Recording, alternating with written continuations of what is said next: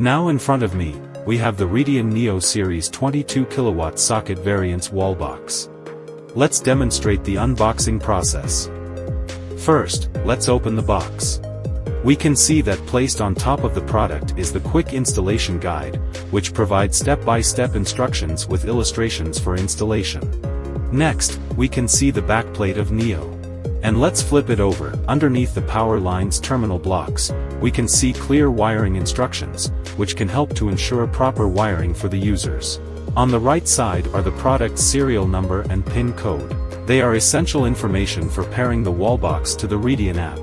Underneath the backplate are the CT accessories, including a CT clamp and a CT adapter, and there is an accessories box with other necessary installation materials. Additionally, there are instructions for CT installation. Now, let's take out the main body of the Wallbox. Let's take a look at the front of the charger. At the top right of the body is the Neos OLED display. On both sides of the body are LED light stripes, from which charging status can be seen clearly from a distance through different colors and effects. At the bottom right is the Type 2 socket. For France or Italy, it could also be socket with shutter. And let's roll it over. We can see the nameplate and safety instructions on the center label. Alright, so these are all components of the Radeon Neo Series socket variants Wallbox.